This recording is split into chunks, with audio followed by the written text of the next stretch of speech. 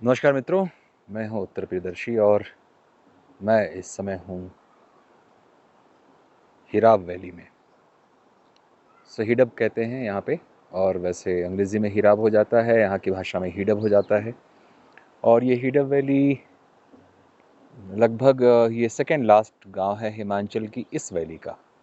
तो हिमाचल में ये जीभी से आगे 10 किलोमीटर आगे ऊंची पहाड़ी पे है। इसके बाद जो आखिरी गांव है उसका नाम है सजवाड़। और ये जो हिराव विलेज है जो बिल्कुल मेरे पीछे है, अभी तो मैं आपको वैली दिखा रहा हूँ, ये गांव जाने का रास्ता है। और ये है वैली, नीचे नदी बह रही है और ये देखिए रास्ता आ रहा है जीभी की तरफ से, और ये आगे जाके घूमता है और घूमते घूमते ये ऐसे आता है और यहाँ करके ये चला जाता है सजवाड़ की तरफ, जो आखिरी गांव है इस वैली का। और ये जो सामने आपको मकान दिख रहा है, द मिस्टी वाइल्ड्स होम, मैं इसमें रह रहा हूँ। आज मेरा यहाँ पे आखिरी दिन है और बड़ा यूनिक सा है ये। आप अगर गूगल करेंगे तो आप देखेंगे ये घर बहुत अद्भुत है। तब इसके सड़क है और फिर उसमें ये सुंदर सा घर है, बहुत ही ब्यूटीफुल है। मैं इसके बैक साइड से शूट कर रहा हूँ और नीचे नदी बहती है।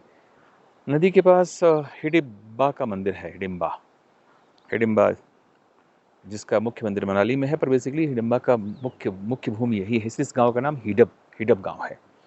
मनाली में इसका एक अंश है जहाँ पे हिडिंबा का मंदिर है। और ये निहायत ही खूबसूरत और शांत देवदार के पेड़ों, चारों तरफ देवदार के जंगल हैं, एप्पल के बाग हैं। ये देखिए नीचे एप्पल, सेब के बाग। इसको ढक के लोग रखते हैं कि ओले वगैरह गिरें तो इनकी फसल ना ख़राब हो। बहुत सारे सेबों से लदा पड़ा हुआ है, लेकिन ये सेब पकेंगे 2 महीने बाद, तो आप इन्हें खा नहीं सकते। तो ये है वो घर जहाँ मैं रहता हूँ, होम स्टे। और देखिए कितनी इंटरेस्टिंग बात है कि मैं जगह जगह देख रहा हूँ ये सब बहुत पढ़े लिखे लोग आकर के लीज पे ले करके यहाँ पे बना रहे हैं।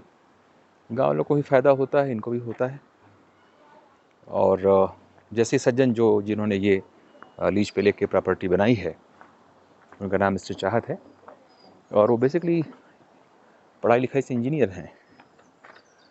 तो कंप्यूटर इंजीनियर थे, उन्होंने एससीएल में 2.5 साल नौकरी की और 2.5 साल नौकरी करने के बाद उनका मन नहीं लगा तो फिर वो चले गए ट्रैक टू हिमालय में। 5 साल नौकरी की और लोगों को ट्रैकिंग कराई, बहुत हाई लेवल की रेस्क्यू वर्क किया। अब आप देखें ये जो सामने मेरे दिख रहा है, ये मिस्टर चाहत उसमें खुद ऊपर रहते हैं, नीचे किचन है और ये हो गया वो घर पीछे से जिसमें हम रहते हैं। और यहाँ पे रातों को कैंप फायर, बोन फायर करने की सुविधा है। ये देखिए ये जगह, और ये घाटी जो बहुत ऊंची है।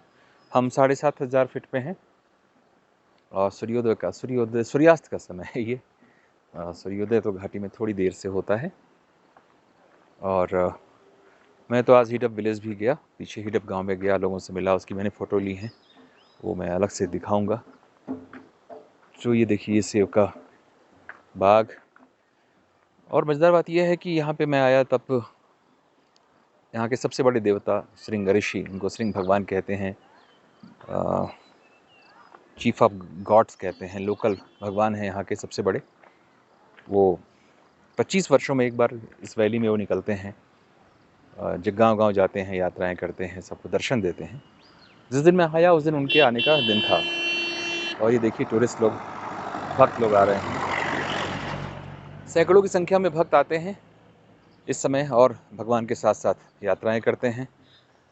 जगह जगह भगवान की मर्जी से ठहरते हैं और उस गांव के लोग, सब लोग सामूहिक रूप से उसका स्वागत करते हैं और उसको कहते हैं धाम करना।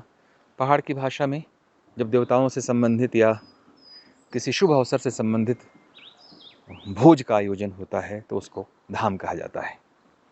और इसमें यहाँ पे बलि प्रथा है, बकरों की बलि चढ़ती है।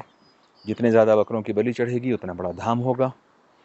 और जैसे बकरीद में बकरा पाल के काट करके फिर उसका प्रसाद के रूप में लोग उसको खाते हैं, वैसे ही धाम में भी बकरों की बलि चढ़ाते हैं फिर उसको सामूहिक रूप से पकाया और सामूहिक रूप से खाया जाता है। और इसमें मज़ेदार बात यह है कि जिस गांव में ये होता है, ये देखिए सूर्यास्त का समय, जिस गांव में ये नीचे वैली, जिस गांव में ये होता है उस गांव में अगर एक आदमी उसको होस्ट कर रहा है तो सारा पैसा वो खर्च करता है, और अगर पूरे गांव के लोग मिलकर खर्च कर रहे हैं, होस्ट कर रहे हैं देवता का, धाम का, तो सब लोग मिलकर पैसे खर्च करते हैं और लाखों रुपए खर्च होते हैं।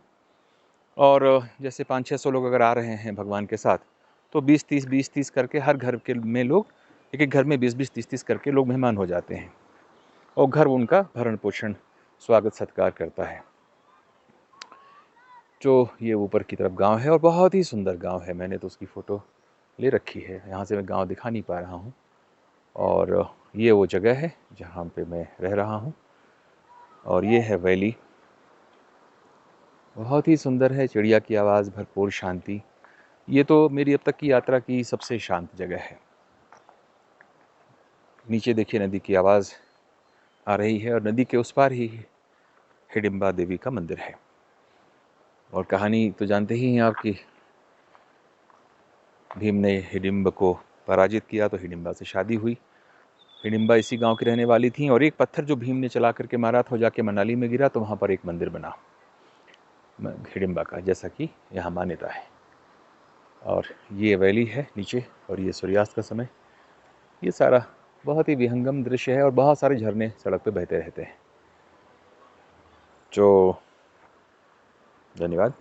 बाकी इस गांव के डिटेल्स और बहुत सारी चीज़ें मैं आपको दूंगा। और एक मज़ेदार बात ये हुई कि पास के एक स्कूल में, सरकारी स्कूल में, +2, जो बहुत अच्छा है, मैं वहाँ दिन में गया और वहाँ जाके मैंने प्रिंसिपल साहब से बात की और कहा मैं आपके अध्यापकों और बच्चों से बात करना चाहता हूँ।